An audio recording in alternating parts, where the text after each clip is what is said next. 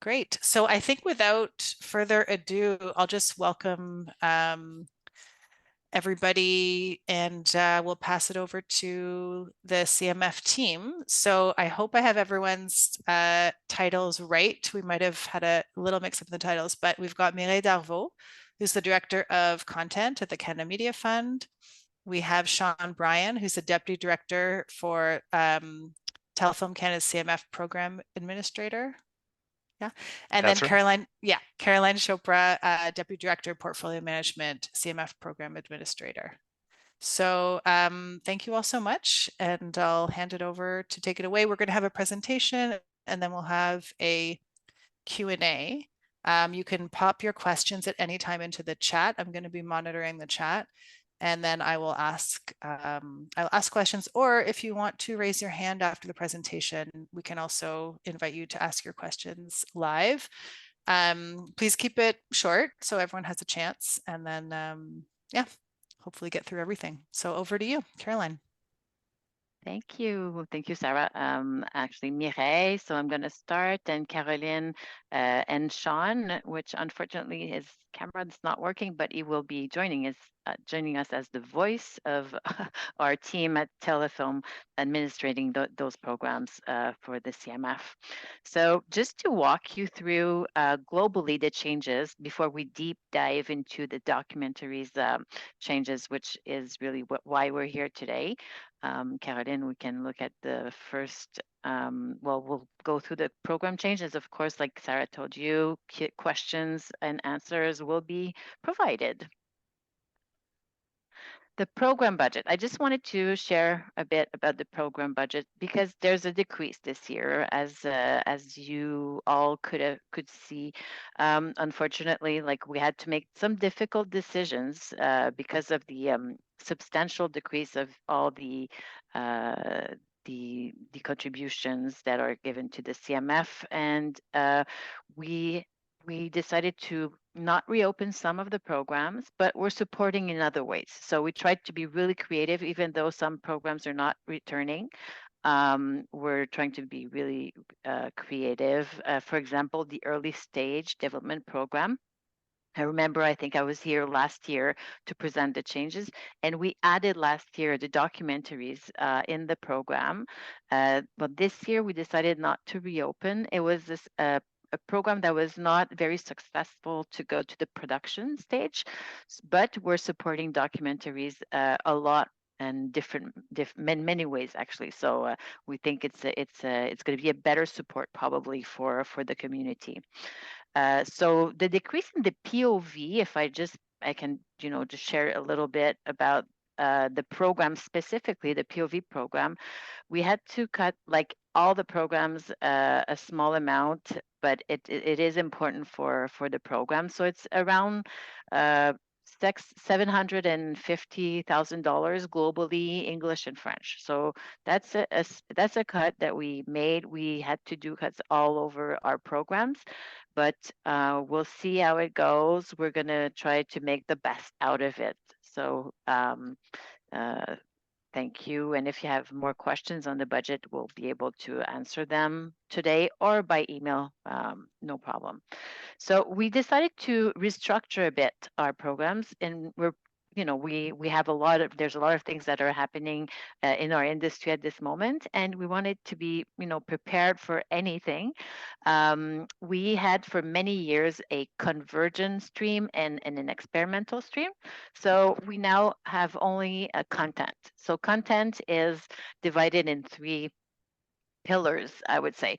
So there's the ideation pillar, which is more the pre-development stage. It could be in linear or in IDM, interactive digital programs. And there's also in the digital media and linear, we have the creation pillar, which is more the production. So just to keep it simple. And industry, this is where you'll see our different partnerships around it can be documentaries, but as you know, we have partnerships, international partnerships. There's a lot of things going on in that pillar.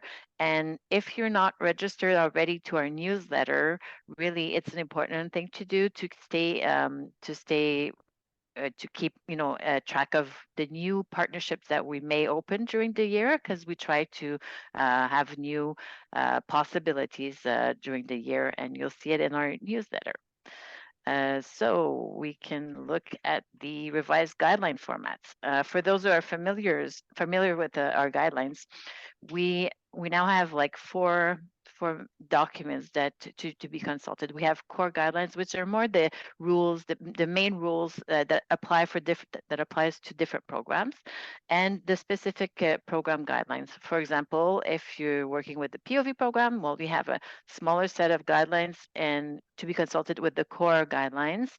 And Appendix A is where you had, in the past, you had always the definitions of the genre, and we added the definitions for the different for different items. Maybe Caroline, you want to add on this the different elements that we can see now in Appendix A?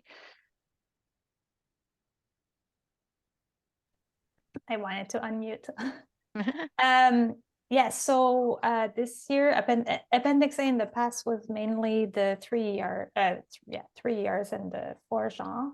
However, this year it includes all definitions, as Mihai mentioned. So the documentary definitions, including ineligible formats, but also the definition of regional productions, regional application and development, diversity, diverse communities. So it's really important to read all 4 documents. And some elements that you may have previously seen in the performance envelope program are now in Appendix A, so that they are not repeated in each program.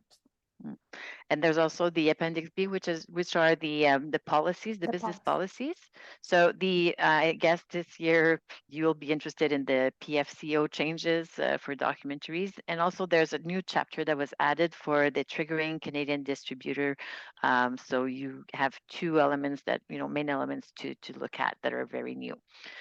Okay, so if we continue. Envelopes and factors. So for the envelopes, the broadcaster envelopes is still our core program. In all from all the budget, there's a lot. It's approximately 65% of the overall budget that goes to envelopes. And for flexibility, we combined this year to try to simplify. We combined the development and the production into one envelope for broadcasters. So now instead of having 2 different envelopes, the broadcasters have one envelope, and they're able to choose if they will apply it to production or development. And to make sure that we had, the broadcaster would maintain a certain level of development activities, they have a factor. So there's a motivation for them to continue to work within the development area with producers. There's also, if you're interested to see all the details about the changes, you can look at our program administration, the envelope administrations that are on our website, and the broadcaster envelope manual is very detailed. It's really meant for broadcasters, but I always think it's interesting to understand the motivations behind the envelopes for the broadcasters. And this year we have separated the documentary, the one-off documentaries, and the series. So they have their own. They compete together, so it's fair. We had that in the past. Last year was changed, but we regrouped them this year as they were, like genre allocation calculation divided for one-off and for series separated. So details available on that section of our website, envelope administration. I can jump in here.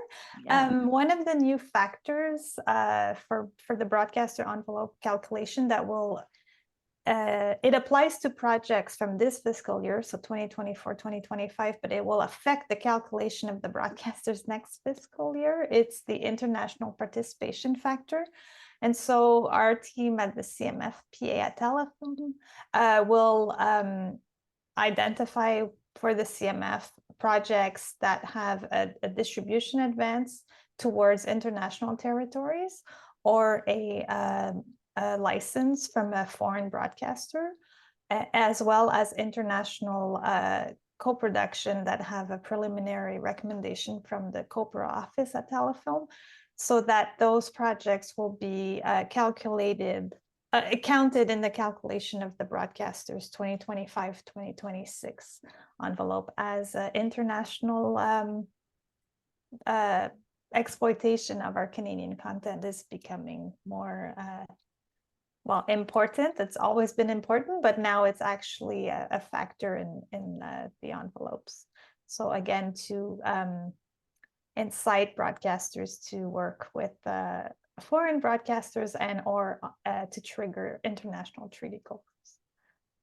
And if I can add, Caroline, to this, if there's, for example, you apply for a program and you don't have an international participation yet, if you're able to find an international participation during the year before the December December 2. Yeah, exactly. We can do an amendment. We can add this participation to your project so the broadcaster will benefit. So don't hesitate to reach out if it's the case to the analyst that is on your file to make sure that is captured. This is captured in dialogue in the systems, and that will be really helpful, and the broadcasters will really appreciate you.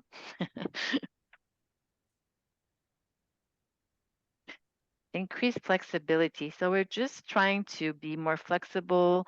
And I think Sean, maybe is it the voice, the voice of Sean Bryan? Can everyone hear me?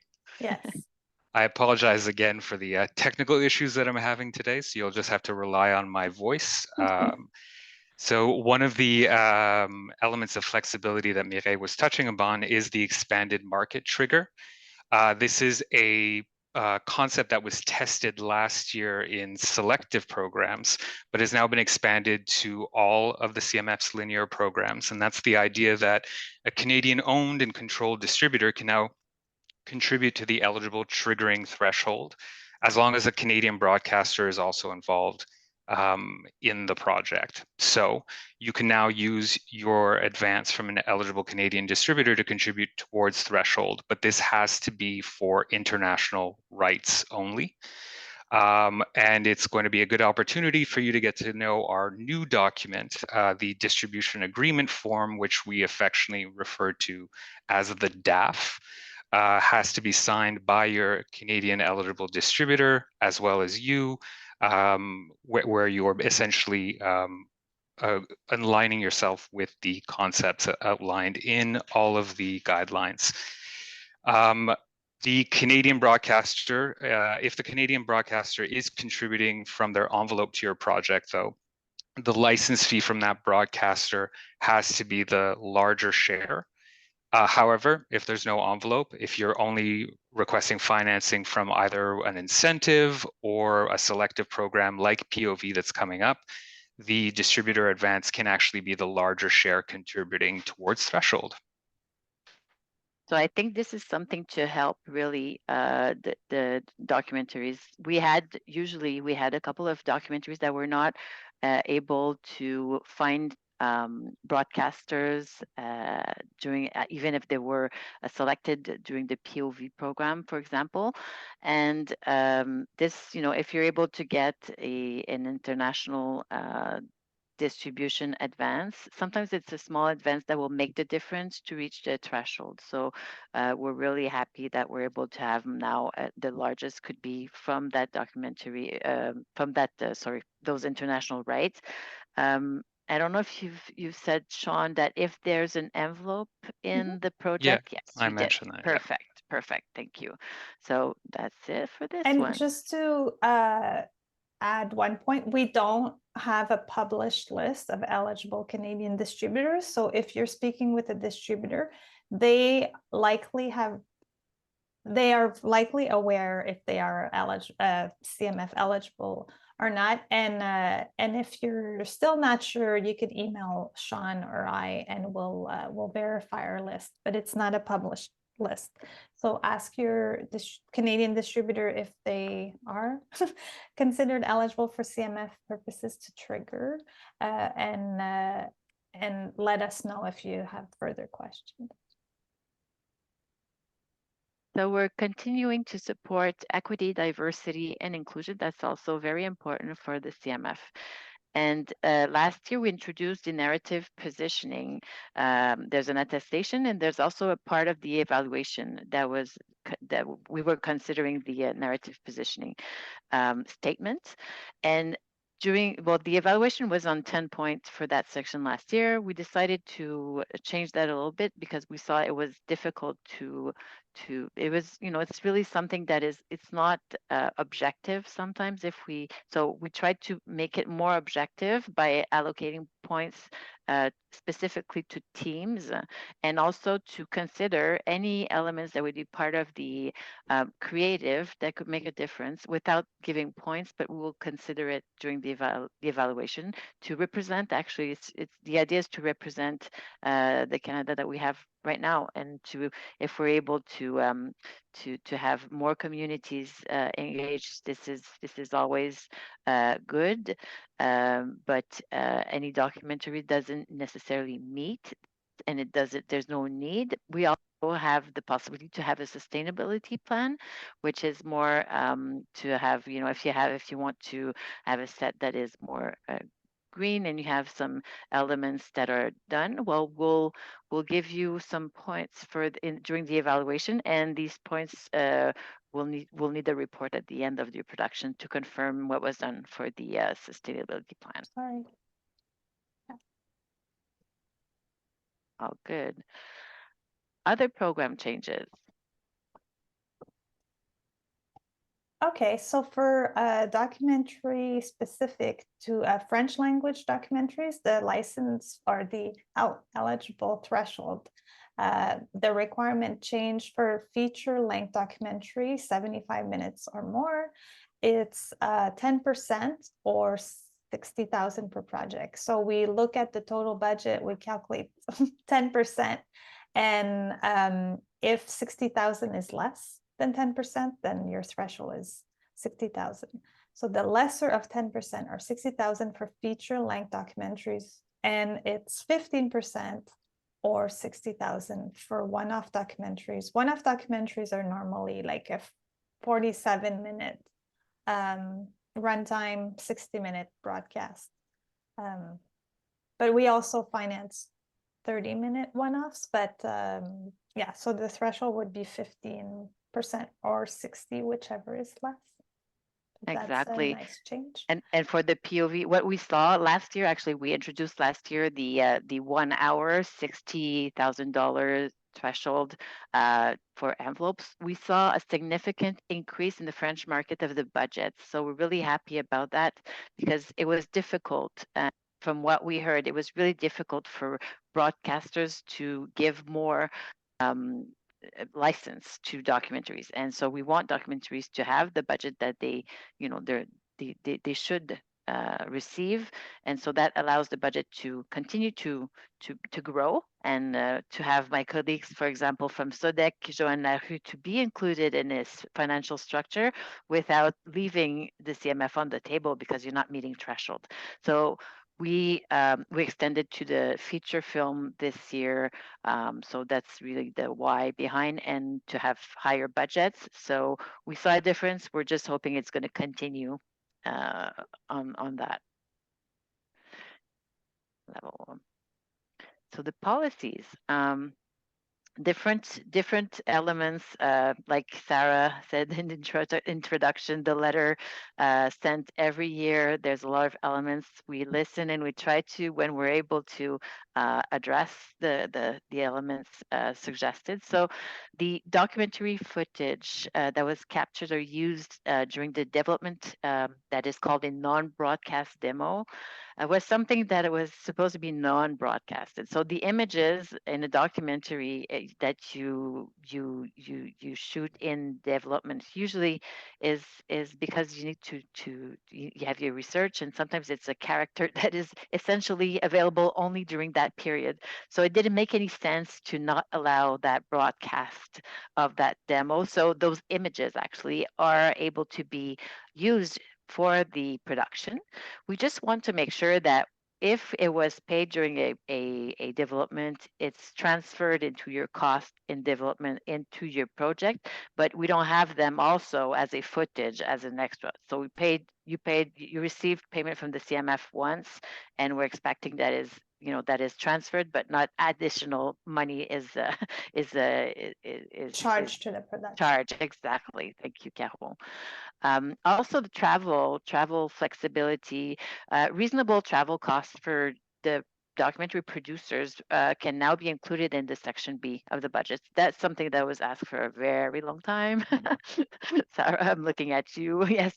So we're happy to say that it's done. You're able to do this without any concerns. And also, we're very knowing that documentaries sometimes are taking a long time. From the starting point where you start to do your research to develop the project, it can be many years, and sometimes the producer is doing multiple roles during that time, and it didn't make sense either to cap those roles that sometimes are producer related and would not be acceptable for drama or for another genre. But in documentaries, because of all the work that is put in, we accept some of those roles to be outside of the producer fee corporate overhead cap. The CMFPA will look at the cost, and of course, the idea is to have the cost, the budget on screen, but anything that is reasonable and that makes sense because of the numbers of years that you've been working on will be accepted. So that's also good news.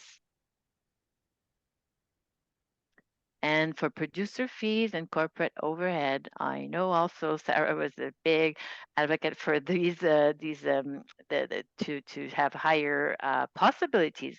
So now, instead of capping those fees to 20% of the B plus C, you can go up to 30%, and no matter what the budget is. And so we're hoping that your budget is going to be higher, that you'll be well paid, and that we'll see you every year again and again for many years from now. And this is for one-off and feature length, not for series. Exactly. Thank you, Caroline, for that precision. Just to note on Persona ID, that was introduced now. I think we're on, we are fourth year, third year. I don't remember. I can't keep track. Officially 2022, so we're in our 2022. third year. Yeah. So we started slowly, and now how a lot of the carve out from the different programs that are earmarked for special. It could be communities, for regional. A lot of things are looked from those statistics from Persona ID. But we realized that during the course of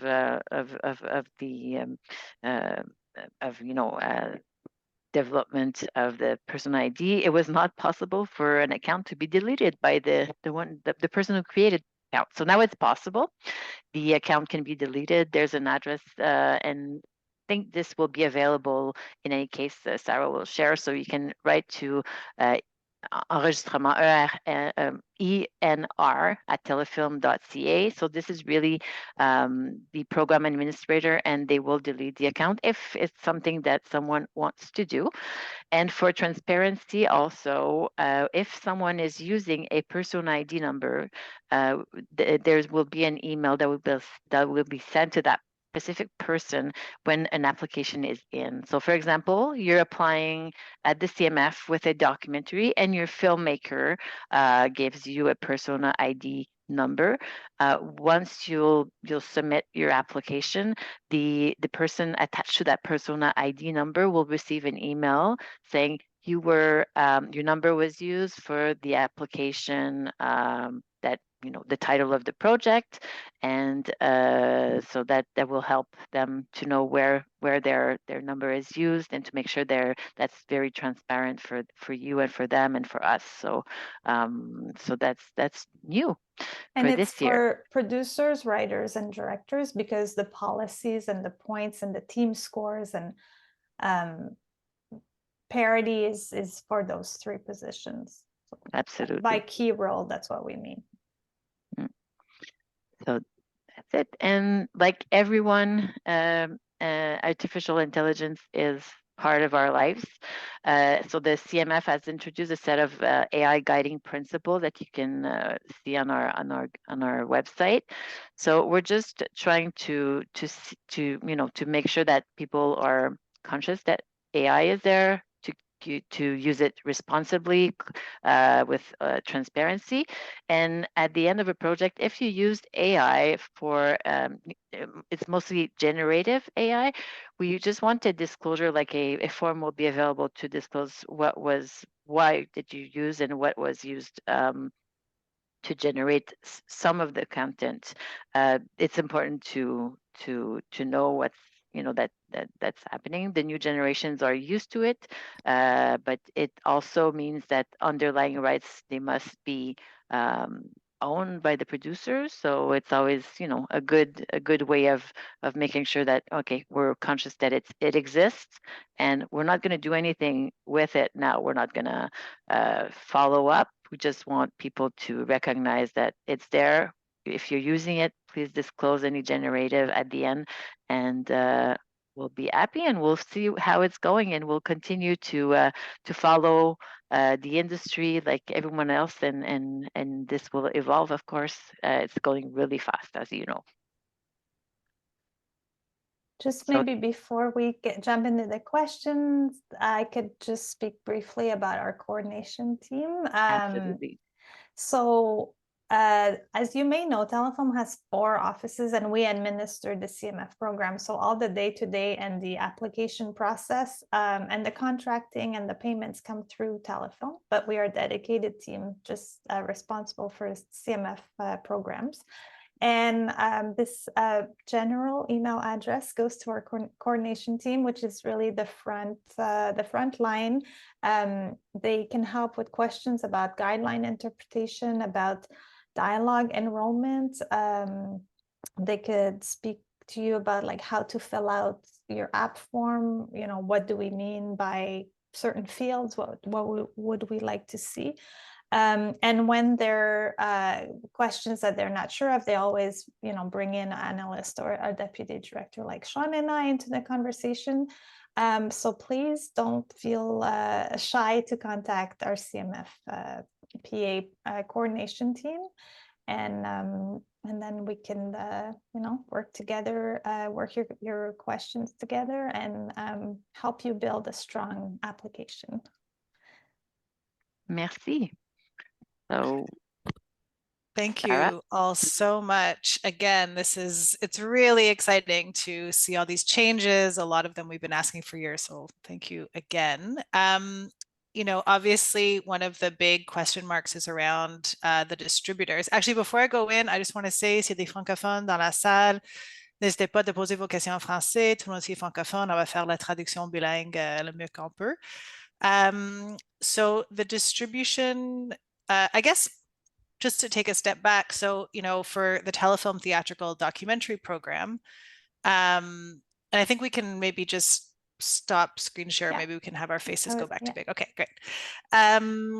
So the telefilm theatrical documentary program, a production company can be an eligible distributor. This is a way that a lot of documentary producers end up triggering their access to telefilm in that program. So maybe you can talk a little bit more about, now that CMF is wading into this space, how you're analyzing an eligible distributor. Is it in alignment with the way that telefilm analyzes it? Because telefilm says if someone is eligible for our marketing program, they are an eligible distributor. So they also don't publish a list, but they, so we can look at who triggered telefilm theatrical fund last year, and we can see who's eligible for that. And so can you talk a little bit more about production companies that are doing their own distribution or are eligible? Does a distributor need to be third party? Just a little bit more about how that works. I could start. The distributor does not have to be third party. The distributor can be related to the applicant, to the production company. The vetting criteria is similar to telefilms, but it's not exactly the same. But it's quite similar. So yes, indeed, if or you've worked with a distributor that has triggered theatrical documentary on the telefilm site, it's likely that they're already on our list, and you could just email us and ask. And again, if you have a distribution arm in your company and you have asked the CMF to review your company, it's likely that you've received a letter already indicating that you're eligible. So for self-trigger against international exportation rights is eligible. And new companies, we asked that the distributor gets in touch with our team at Telefilm, CMFPA at Telefilm, at least 3 weeks before a deadline, so that we have time to review the company financial statements. Because this is more than recouping on first tier and being eligible to have higher distribution fees. This is actually like used to unlock CMF funding. So with the CMF, we also want to protect these projects that, the funds are indeed available. These distributors are going to commit and not reduce or pull their distribution advance while you're mid-production. So that's why we have this vetting, and we'll see how things go, if it's going to be like every 2 years, or if we're just going to check in with distributors to see if their stability remains in the future. Okay, thank you. And Another. Did you want to go add? ahead. I Please, just yeah. wanted to say that, even if it's not a big distribution company, it's looked at. We know that some small companies and documentaries are doing great work and selling internationally. So it's not about the size, it's really about the work being done and being able to commit without, pulling out. Okay, and do they have to be Canadian based, or could it be an international distributor? It has to be They Canadian. have to be Canadian. Okay, great. And some other questions about the switch on the French side. So now with 60,000 as your threshold, you can raise your budget and you don't have to go and try and get more broadcasters on board. So is this something that you are thinking about for the English side as well? Or like you're talking about, this is having an enormous impact on the French budgets. Is it something that you think could help the English productions, or is that part of your reflection right now? We'll be open to listen to you, Sarah, as always. But we saw really a very big difference in budget sizes in the past between French and English. So this was really to try to bring this up to speed. Instead of having documentaries at $300,000, now we're seeing over 500, which is more, reasonable for all the work. Yeah. And so if it's a need, we'll look at it. So please inform us. We're always discussing together and making sure that we're reacting to, the necessity of where we're at with the industry. So please let us know. But we feel that for now, with the French market, this is where we had to address, and we'll continue to improve anything that we can improve. Okay.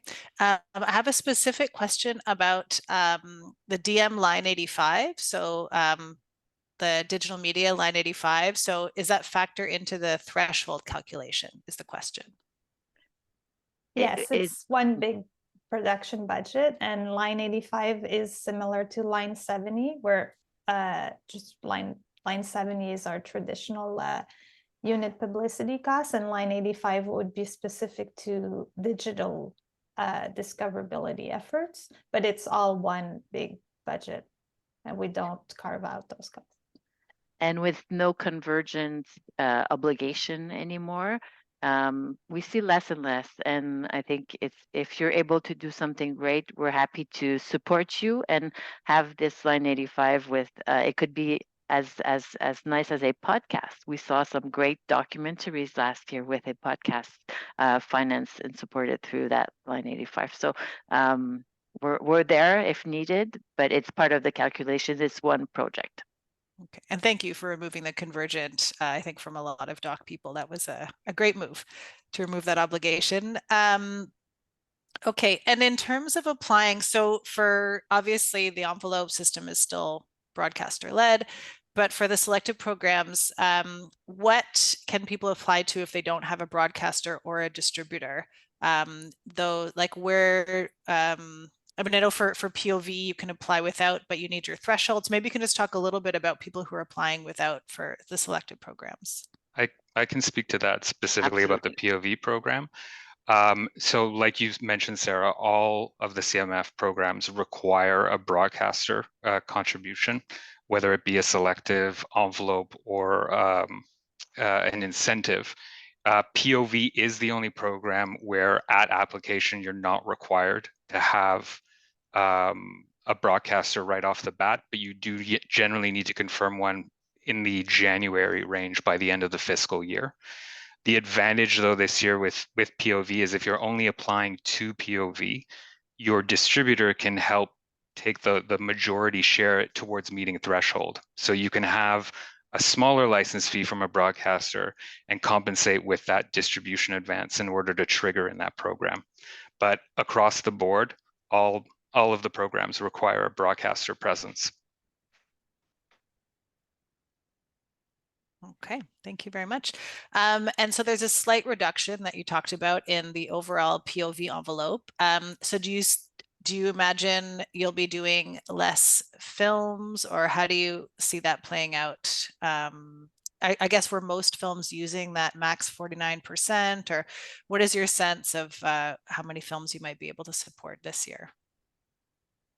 It all depends about, the ask. Sometimes we have smaller projects. It depends. Sometimes some years we have very large budgets, so we're gonna be supporting as much as we can. I don't have an answer about a number of projects. It really depends on what we receive, and we're always trying to make the best out of it. So we have Sean and Caroline that are very creative to try to recommend some ideas when we're, when we approve the decision grids to make sure that we do support everything that is everything that we can. That's right. We try to make sure every last penny is used within the program. So we try to squeeze in as many projects as we can. But like Mireille says, it's very difficult to tell you a specific number of projects that we can finance. Depends on the size of the budget and how much each project is requesting. Okay, great. And then another question, the threshold, can regional like regional broadcasters contribute to license fee threshold? If internally they have access to the like, I guess it's like a broadcast group decision. It's not like ineligible for CMF. It's usually like within their broadcast group, they kind of decide who triggers, who can sign a BAF. And but if they're CRTC licensed, and they're not a community channel, then they are eligible to contribute. But sometimes there are some decisions made at the broadcast group that we're not privy to. Okay. There was a question about the 10% threshold. It is indeed 10% for feature-length documentaries in English, no dollar amount. I think that was a question that I saw pop up. Okay, great. And then there's another question. Oh, does this, and the distributor, do they have to be taking national rights, or can it be just for a specific area if it's a local distributor? So to meet threshold, to contribute towards threshold, the Canadian owned and controlled distributor that's on the CMF eligible distributor list must pay in advance towards international rights. Those international rights, including broadcast or digital exploitation, like digital platform. They could identify a territory, or they could just say international, but they could also, with another advance, take Canadian theatrical rights, but that Canadian theatrical advance won't count towards threshold. Okay. So we'll kind of like split they would have to split the advance and tell us how much is going towards international specifically for the threshold requirement, and then what else they're contributing. And that could be in the financing structure. It just won't count towards threshold. And if you Okay, have I think- equity, we will have a lot of recoupment schedules. Right. I CMF think you're going to equity. get a lot of emails about this Yeah. distribution, because a lot of producers do put together their distribution in different ways. So I think there'll be a lot of questions around how to make this work with the sort of declining broadcaster interest in feature docs. And then can regional equity funds also help producers achieve license fee threshold? Not license fee threshold, but absolutely can contribute towards your financing. Okay, and then but that'll be the application to POV. That could be part of the 15%. 15% third Exactly. party Canadian financing. Okay, great. I think that actually is the questions in the chat. Did I not? Is there anyone whose question I didn't get to? And please feel free to raise your hand and just ask it out loud. If anyone does have a question, because I think I covered the ones in the chat, but okay, Merritt, do you want to go ahead? Yeah. Two things. The 15% financing can be a real barrier to entry for a lot of people. How are you finding people are financing that 15%? POV? Yeah. Hi, Merritt. Hi. Hi. Yeah, have no, you we see a lot of different scenarios. We see a small license, but the license triggers tax credits. So we could see a small license and the tax credits. We see regional equity or regional grants. We see distributors, Canadian distributors committing to a Canadian exploitation that triggers tax credit. And we see some application that have met threshold, 15% requirement with a broadcaster. Like it depends. Okay. It's a little bit all over. But all of these applications, like to go to the selective committee, they have to have that. So, and I think we've had 40 some years 40 applications submitted. So that means there's 40 projects that are meeting that requirement. Okay, and then I just have one other quick question.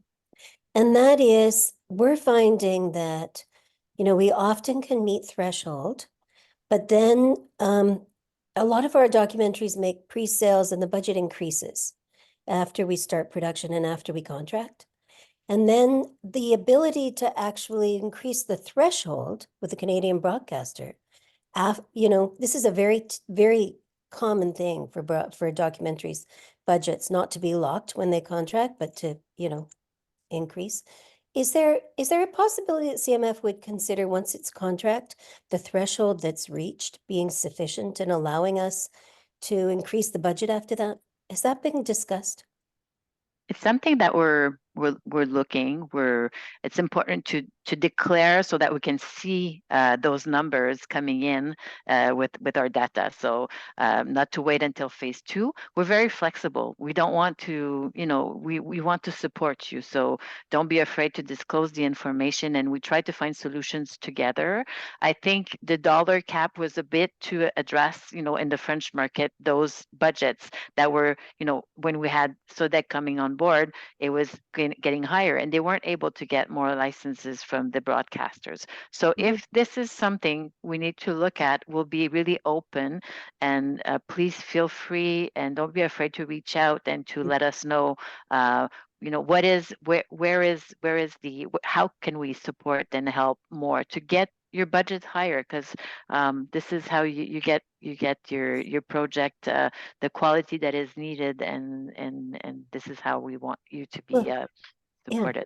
No, I think Great, it would you. make a huge difference, because it's a pity not to be able to accept international financing because we can't get the Canadian threshold high enough. So I will pursue that then. I think that would be really valuable for a lot of us. Thank you. You speak to your analyst, and Sean and Caroline will reach out to the CMF if we need to look at a policy item and it helps us to build our future guidelines. So this is really this conversation that we need to have to make it better for you. Thank you. And really for all the doc members, I think, a lot of you do this already, and I really appreciate it every time you email me or post on the doc discussion, but I really collect all this stuff over the year, sorry. And then in December, I send a letter to the CMF. So it's something that, please don't be shy if there's something you're struggling with, because it's very likely that we might be able to have some shifts. So yeah, just keep it open. Nadia, please. Yes, hi. Hi. Est-ce que je peux poser une question en Oui, français? absolument. Bonjour, Nadia. Ça va? Ça va Oui, bien. alors c'est ça, moi, j'ai pas très bien compris pour le POV quand on a un distributeur. Quand le distributeur ne veut rien mettre, n'a pas d'argent. Donc, est-ce qu'on peut quand même le compter dans le POV si on n'a pas une télé? S'il ne met pas d'avance, Oui. s'il prend des droits canadiens qui déclencheraient des crédits d'impôt, ça OK. peut compter pour votre 15% de financement provenant de tierces parties canadiennes qui sont requis pour passer au comité sélectif. Par contre, s'il ne donne pas de somme, comme il ne sera pas dans la structure financière. D'un autre côté, il y a aussi c'est quoi l'auditoire potentiel, Sean? Ou s'il y a un distributeur qui s'engage à, bien qu'il ne mette pas une avance, qui s'engage à distribuer le projet, on peut compter ça aussi dans vos points d'auditoire potentiel ou d'intérêt du marché. Ce serait des pointages supplémentaires. Ouais. Mais c'est des pointages, mais ultimement, je pense que vous faites référence à l'exigence feuille pour être éventuellement qu'il faudrait rencontrer. C'est bien ça? Oui, c'est ça, parce que c'est parce que là, j'ai trouvé un distributeur, mais en tout cas pour la demande en production, voulait pas mettre un minimum garanti. Donc, C'est ça.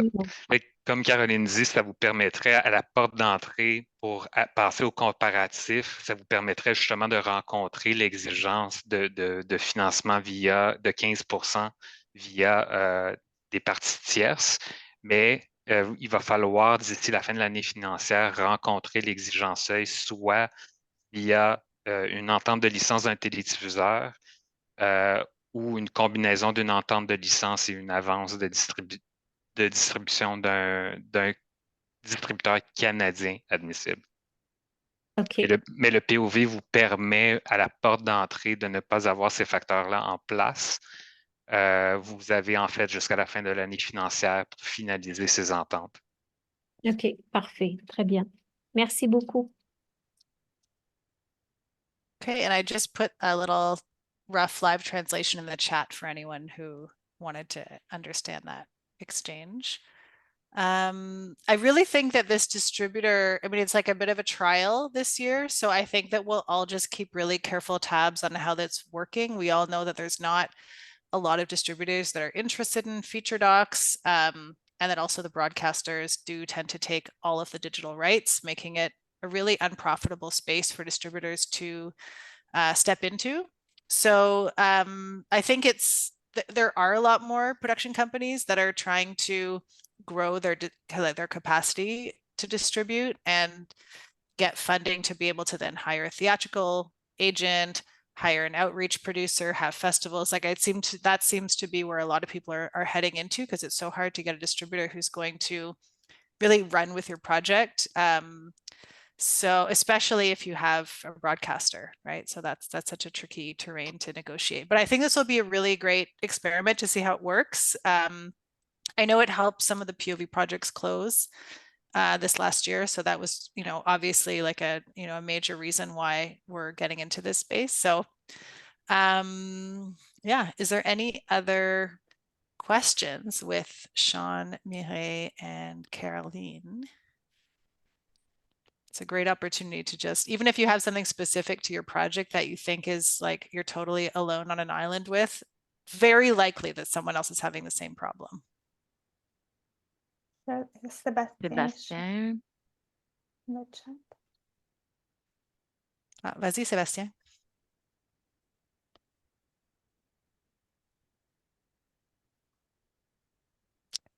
Veux-tu te poser de vive voix? Tu peux aussi le mettre dans le chat si tu veux.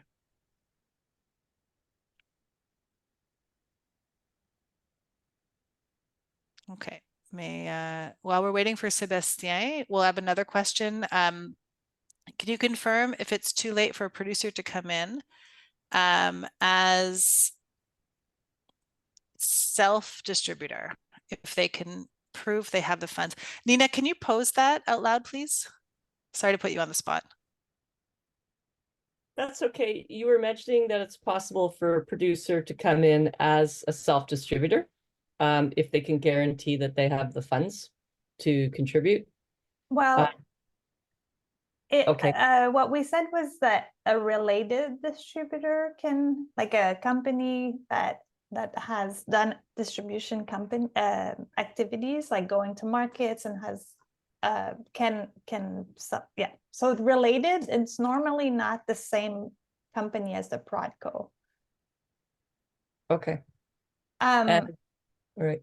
And we have a questionnaire, so I could send the questionnaire to you if you'd like, and you could fill it out and then we can evaluate. But the deadline being on Thursday, it's a little tight, but you would know for the future.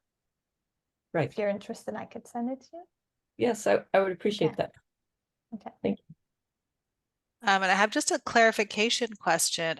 For the English POV guidelines, it states 10% license fee threshold for features above 750,000 and 15% for all other one-offs. And then Caroline, I think you just mentioned 10% for all features. It's but in you meant regional- features under. So in the Sorry, go ahead. POV program there is a distinction with the budget level for feature length, but in the other programs, in the envelope and the English regional production bonus for English, it's just 10% for feature. So the POV program has two budget categories. And it may be because it's selective. We used to have it in French. It was $400,000 and up, but we removed it. So it could be something, a discussion for next year, Sarah. Yeah, absolutely. Connie, please go ahead. Hi, because you've now rolled over the development so that it is strictly with the broadcasters, is there any continuation of like the slate development, or like it's so challenging, as we know, and some of the feedback I've had in Alberta is it's very challenging to develop anything at all. And if you now cannot completely, align with a broadcaster, any thought about development through CMF? Just curious.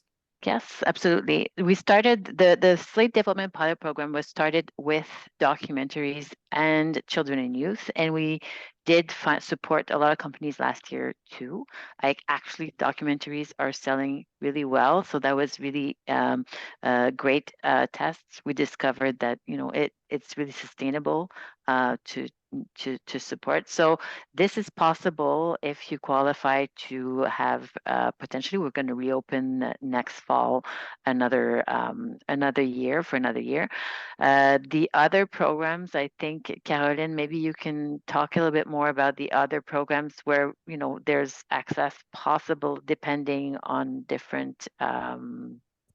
There's definitely there is an incentive for the broadcasters to still contribute their envelope to development, because if they just do production, they'll lose a big portion of their factor weight in next year's calculation. So that development envelope is still, an avenue. We have the pre-dev in June. For Manitoba, there's a new partnership with Manitoba, which is gonna start this May to July, I believe. But that's just for Manitoba, right? Yes, it's just for Manitoba. Well done. Well, maybe Alberta. The rest of us need to pay attention. We're always open to new partnerships. If you have partnerships. any contacts or I will get on that. so yes, reach out and we can follow up, and we're really happy to do partnerships with other provinces. Can I ask Yeah, a question to keep going on that development? Oh, Hoda, did you have a question? Please go ahead. Yeah, go ahead. Yeah, hi everyone. I had a couple of questions actually. So just to follow up on what Caroline just said, with the incentive for broadcasters to put projects into development, no matter what, that's still a very limited number of projects, and so it could just be the companies that they want to work with, or certain repeat sort of prodcos, whereas the pre-dev allowed us to go ahead and develop projects without having a broadcaster choose me. That to me is going to possibly remain a challenge. For example, I got pre-dev like slate development actually with you, Mireille, on the first pilot project, and we were able to develop the project. Obviously, we've put a lot more time and we've continued to develop it, but now it is in a position where I can actually market it around the world. I can pitch it to broadcasters. Like, I've gotten it ready for a production green light, and that happened because of that pre-dev program. So I just want to put it out there that it's great that the broadcasters have an incentive and it's factored into their points or whatever, but it doesn't necessarily alleviate the need for pre-development, which I think was amazing. The second question, so I don't know if anybody wants to respond to that. I would just like to clarify. So pre-development, you mean because we just removed the selective, that was early stage development pilot program that was intended for writers, and last year we opened to directors. So I just want to clarify, it's not for producers. So for producers, we still have the pre-development that is still happening. So thank goodness to apply, and we feel that the slate is really successful and gives you opportunities as producers to look wider and to open that to be open to that global space. And we want to continue to support slate, and so it's really successful for now. We see that they go to production, and we're not selfish. We're not only thinking of us, that they don't need to go to production with us only. We want to see where it goes, and we want, everything to expand a little bit more. So we're okay if it's not produced with the CMF too. So just to clarify. That's great. Thank you for clarifying that. And I'm really happy to hear that. I just wanted to clarify when you mentioned producers who have multiple roles can have their producer fees outside of the PFCO. I didn't quite know what that meant. So you have your PFCO in the producer, in the producer category, in the overhead category, but can you have producer fees in other parts of the budget? Is that what that means? Well, for example, we had producers that would do could Caroline maybe maybe the supervision of the post-production? Was that something that we could see that was we definitely were strict on applying the policy that any manager position, like any producer or producer-like position that was elsewhere in the budget, we would force it in the cap, and the CMF has indicated that in some cases, like if it's not a duplication of roles, and often you're very, very close to that project and it's easier for you to do the work rather than hiring somebody external or third party, but we'll just ask the same questions, because we just don't want like the same role to be charged twice. But if you're able to show us the difference in responsibilities, then yes, I think that's what it has to be, like reasonable costs, and they would be allowed in B and be outside of the cap. Like production coordinator, we see a lot, and yes, post-production supervisor and production manager, we see a lot. So we'll Okay. ask the same questions, just to document it and also to report back to the CMF to say like, this policy changes. It's good. The effect is, yeah. That's great. Hopefully. Thank you. No, that's really great. That makes a lot of sense. Thank you. And we're a little bit over time, but can we just, Sebastien had a question and we'll just give the last word to Sebastien, and then I'll do a quick live translation if I can for everyone to participate. Merci, Sarah. Oui, j'y vais rapidement. Bonjour Mireille, bonjour Caroline, merci pour vos explications. Merci aussi surtout d'accepter maintenant qu'on puisse réutiliser des choses qu'on a tournées en pré-production ou en développement. Petite question rapide. Moi, ça change tout le portrait concernant un film pour lequel je suis en développement parce qu'on avait tourné en Angleterre. Bon, la livre sterling est très, très chère. Ça faisait exploser le budget, mais tout ça avait été tourné en pré-développement. Donc, ma question, c'est, étant donné que le programme POV se termine mercredi, je crois, envisagez-vous de peut-être étendre un petit peu la date juste pour... Parce que moi, tout d'un coup, je pourrais appliquer et je n'étais pas au courant de ce changement-là. Jeudi à minuit, heure de l'Est. C'est ça, j'ai mon distributeur, j'ai tout. J'ai les fonds du distributeur, mais là, c'est tellement rapide, je viens d'apprendre ça, là, ça ne serait pas possible. En fait, c'est pour ça qu'on a voulu être disponible très rapidement. Tu sais, je pense qu'on a fait ça au plus rapide lorsque Sarah nous a demandé de venir. On était vite comme l'éclair, comme on pourrait dire. Mais vous avez encore jusqu'à quelques jours. L'équipe, si vous avez des questions, peut vous aider. Donc, c'est quand même. Ça se fait assez bien. Si vous avez déjà fait une demande auprès du FMC, est-ce que ce serait votre première demande, Sébastien? Oui, c'est ça, ce serait ma première demande. C'est certain qu'il y a plusieurs documents qui ressemblent aux documents de téléfilm, bon, mais c'est quand même beaucoup de documents à remettre. On peut s'essayer, mais surtout que mon distributeur n'était pas non plus accrédité encore et pensait l'être, mais finalement, elle ne l'était pas selon un échange récent de courriel. Avec l'équipe de l'administrateur des programmes du FMC ou de téléfilms long métrage? Côté téléfilm, ton métrage, elle est accréditée, mais pas au FMC. Donc ça a été aussi une surprise. OK, Avez-vous, écoute. excuse-moi, avez-vous envoyé une demande à la coordination, Sébastien, en ce qui concerne votre distributeur? Elle l'a fait elle-même, mais comme elle partait en voyage, ben là, c'était plus possible. En tout cas, c'est beaucoup de nitty-gritty pour plein de gens qui écoutent. Oui, Donc, peut-être qu'on peut avoir un appel avec vous demain matin ou cet c'est gentil. après-midi. Oui. Oui, ça me ferait plaisir de me rendre disponible, Sébastien, justement, parce que pour le POV français, c'est moi qui est le directeur délégué responsable. Fait que n'hésitez pas. Ça me ferait plaisir de trouver un moment avec vous demain pour vous aider à décortiquer tout ça. Merci, je vous envoie du courriel. Merci. Merci. Wow, mais super. We see like a really like live in action potential solution here to an application problem.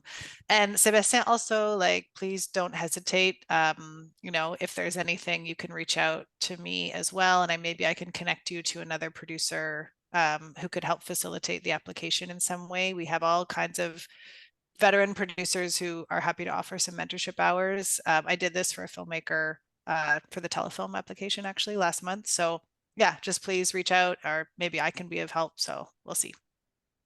Okay, good. Okay, well, thank you, CMF team. We went overtime. Really appreciate it. Again, like just so grateful for this open dialogue with you and all the changes. It's fantastic. And thank you for all your hard work. I know you've been doing a lot of hard work to get to this place. So we really appreciate it. Hello. Have a fantastic Oh, afternoon, hey, how are you? everybody. And Good. I guess Alright. someone is, maybe everyone can put whoever's talking can put themselves on mute. That would be great. Thank Okay, you. so have a great day and we'll talk soon. Thanks everyone Merci. for Thank coming. you. Thank you. Bye. Nice to Merci. see you Okay. all. Bye. Bye.